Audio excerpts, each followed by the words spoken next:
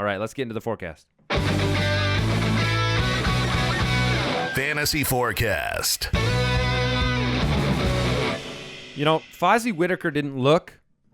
It never felt like a good start, but it really feels like a bad start when Mike Evans scores 20 on you on Thursday Night Football.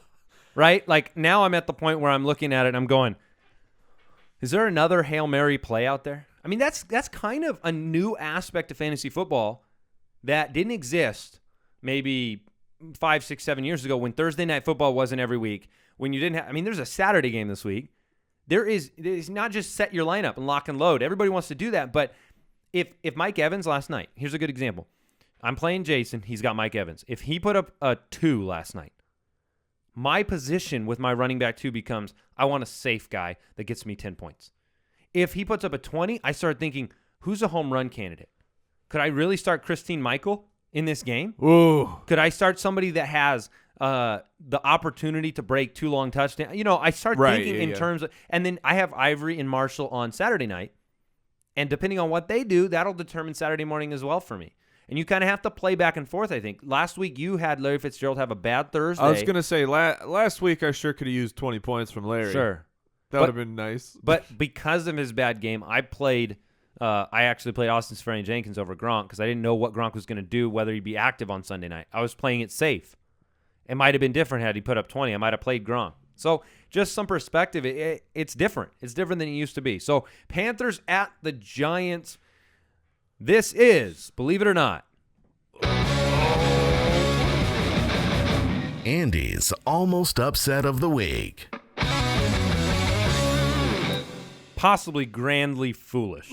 That's not even a normal sentence in the English language. That's why it's the almost upset, because we're not going all in on it. Here's the thing. We know this from New York. Every once in a while, they can put up offensive points on anybody.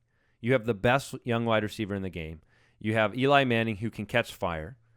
And you have variables with the Carolina Panthers right now with an injured Jonathan Stewart, a possibly limited Greg Olsen, we don't know, going on the road.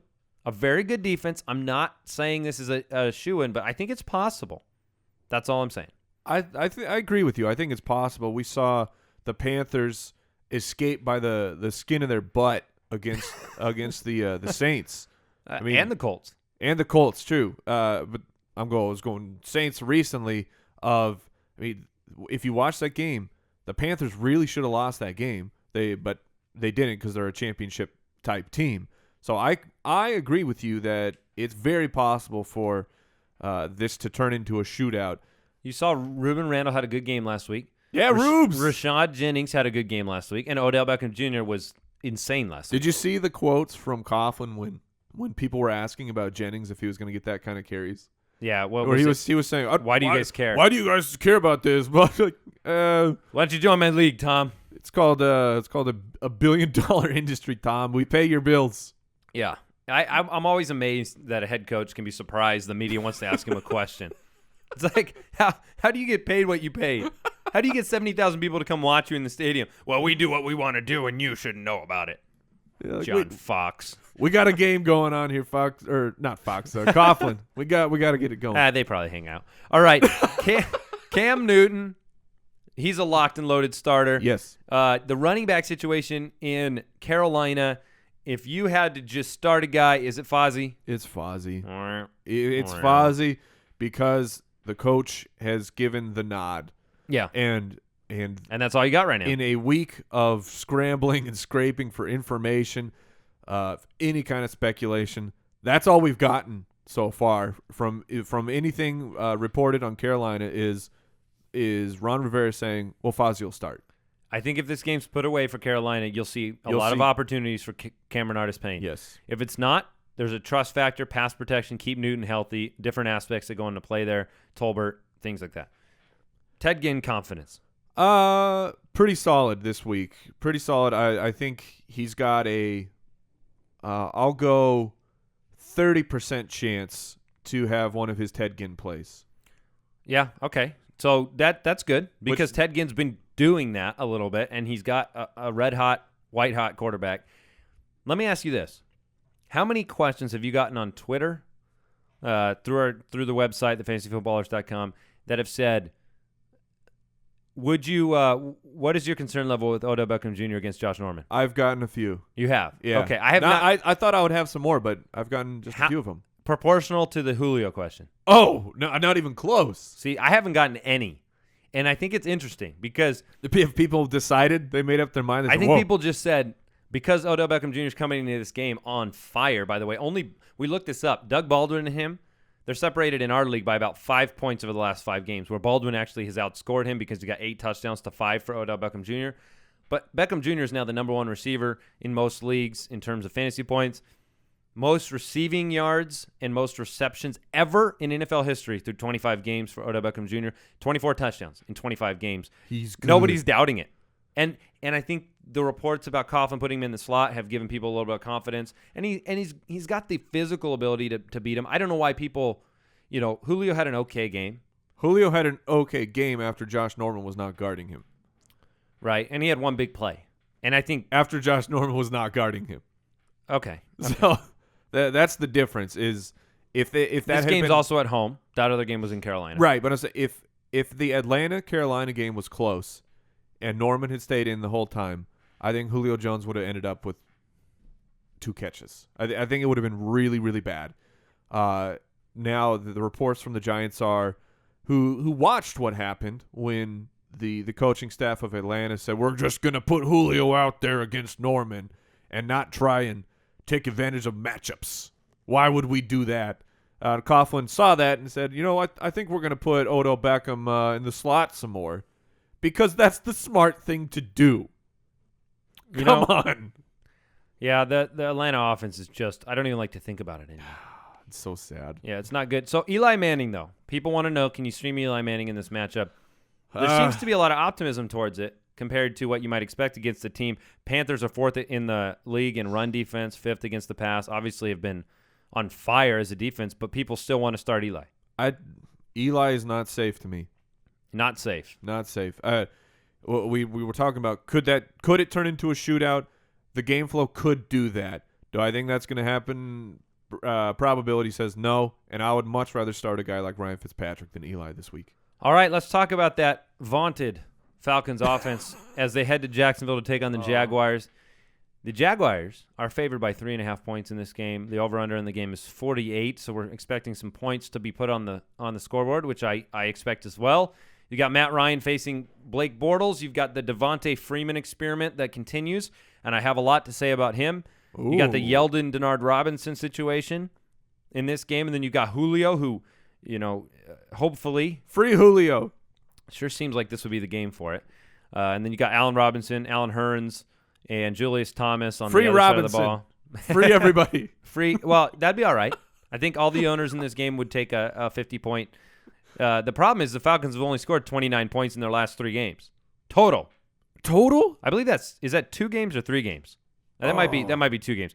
But still, not good. Yeah, it's been a rough outing. What it's doing is everyone's starting Julio Jones. Yes. You saw last week. I mean, Norman or not, it doesn't matter. The game flow, 11 points in our league, whatever it is. Even the worst of games is an okay game. It's like Antonio Brown against Denver this week. Everybody's still rolling him out there. That being said, what do Devonta Freeman owners do right now? Because you might have other options. Right. You better have a great option. Freeman in this situation isn't my favorite. The Jaguars have been a decent running 29 over the last 3, by the way. That was accurate.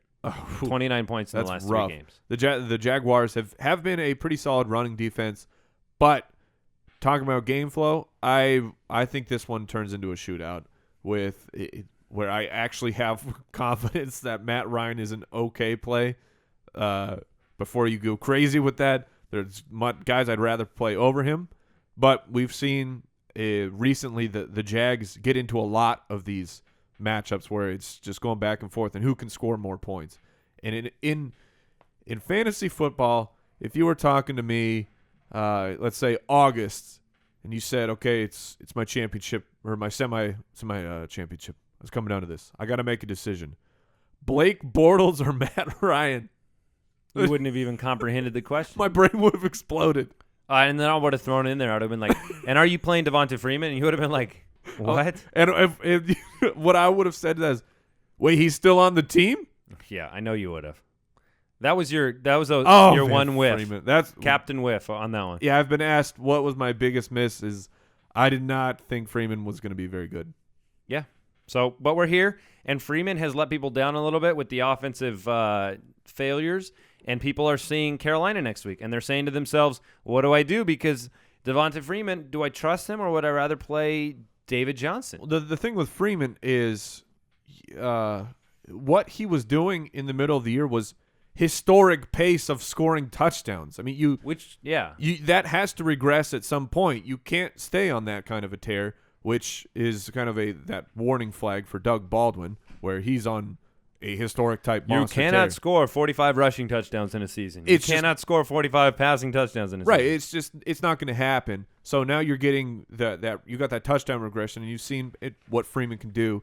And in half point and full point PPR, he's still been good. He just isn't winning you the week when he had that stretch. When a guy has games like that, though, the name gets associated with those games. And so now you start looking at it, and if you bench him, you start saying, am I benching 40 points? Am I benching 30 points? Because you think in the context of those games. So that's the hard part. And we have a question, I think, in the mailbag that deals with it, so I won't linger there too long. But Alan Hearns, are you feeling confident about him? Yes. Allen Robinson had a weird game last week, one catch. One catch for one touchdown. They scored 50 points. He had one catch for a touchdown. Yeah, it was a tough outing for Allen Robinson. But we do like Denard if Yeldon's out. Absolutely. Yeah, and we like Bortles. Yep. Okay. I like all the Jags. I like this game because the 48. I would take the over. That's not my level of expertise to tell you. I'm not advising you take that to the bookie. Sure.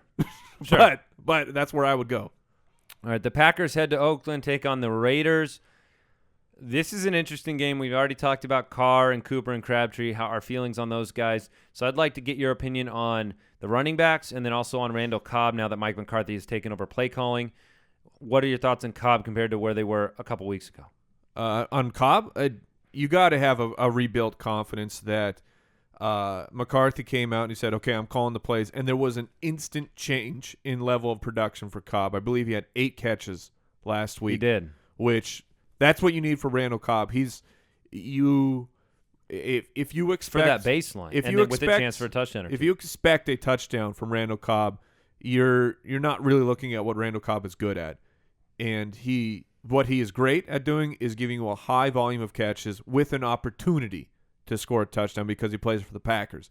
So now that McCarthy's – because the transformation was instantaneous, that gives me a great level of confidence moving forward. The same with Lacy, where it has transformed. Unfortunately for Lacy owners, they are splitting that time. They're splitting the carries and snaps between Starks and Lacy, so Lacy can't just have one of those unbelievable weeks where he's going to win you the game. I take that back. He could still do that on his limited work. It's just unlikely where last year at this time Lacy was just destroying. Well, everyone. I was going to say, and if he keeps having success like he's having, those carries might lean his direction more true, too. But you did see Stark succeed with smaller carry counts again last week. So I guess that would be a question. Would you flex Starks in this game? Yes. Okay. Yes. The Raiders defense, however, is only given up 3.0 yards per carry since getting blown up by Adrian Peterson earlier in the year. They recorded 19 sacks over the last 5 weeks, but we still have confidence in the Green Bay offense traveling across the country, West Coast game. Yep, even though a lot of people have been very disappointed with the Aaron Rodgers performance because he was a first-round pick. If you had him on your team, you likely paid that premium pick, and so you're expecting, close to 50 touchdowns, or at least 40, and games of over 300 yards, multi-touchdown games every single week. But he's not been bad. He hasn't crapped your team.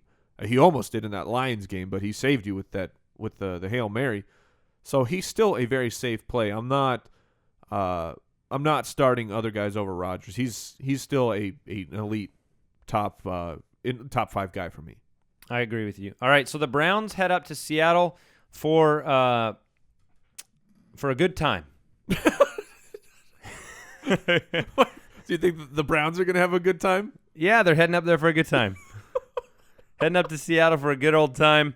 because you want to play Russell Wilson right now, and you certainly want your head coach to come out and say that you don't. What are you doing? That you don't think Russell Wilson's an elite quarterback, because that's not a motivating comment.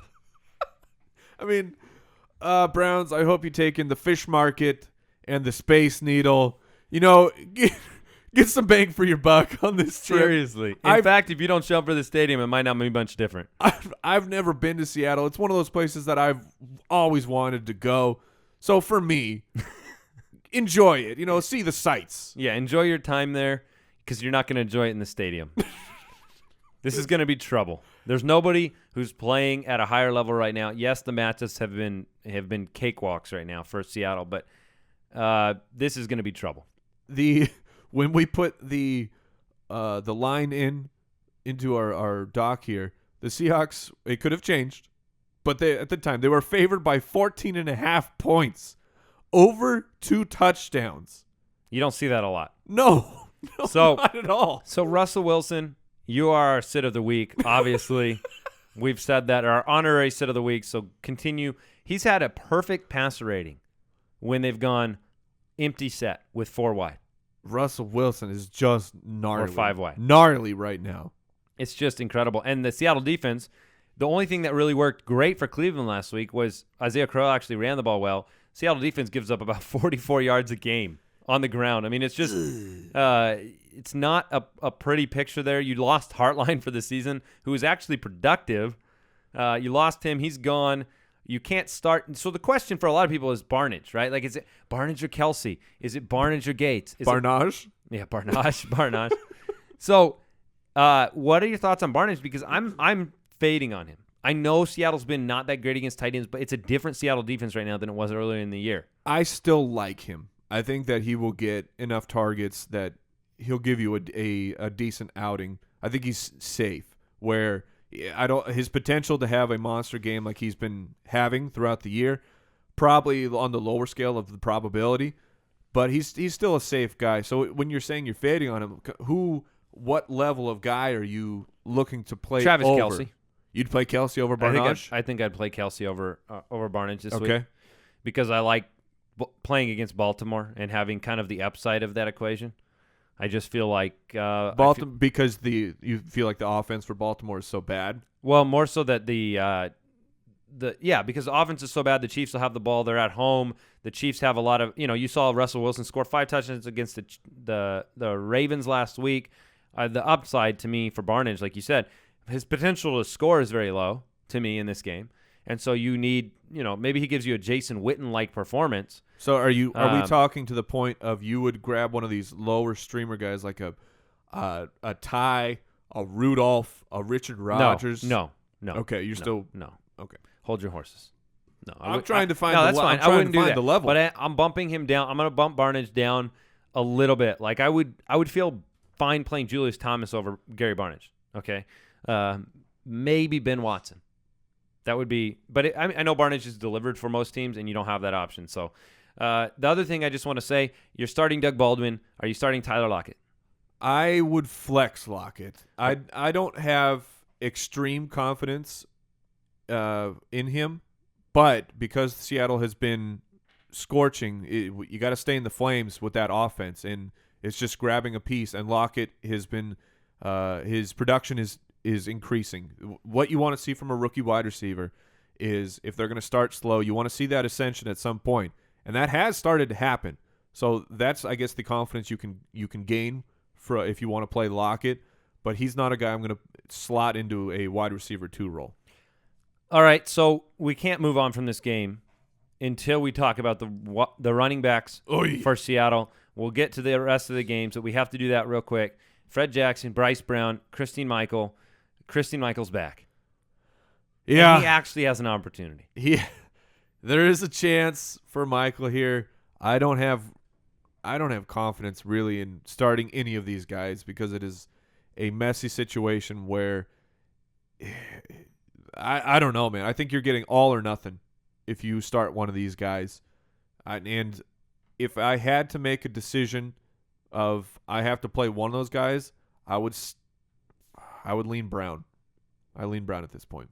It's very interesting because when they the coaching staff, Pete Carroll, offensive coordinator, when they were talking about Christine Michael, they asked him, like, does he know that it's his last chance? Probably, and they're like, we're banking on it.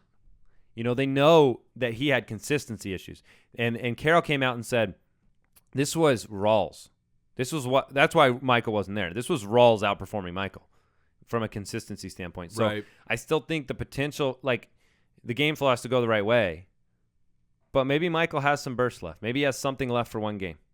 Well, he should have a lot of tread left on his tires, so to speak. I mean, he's gotten very limited action, so it just could happen.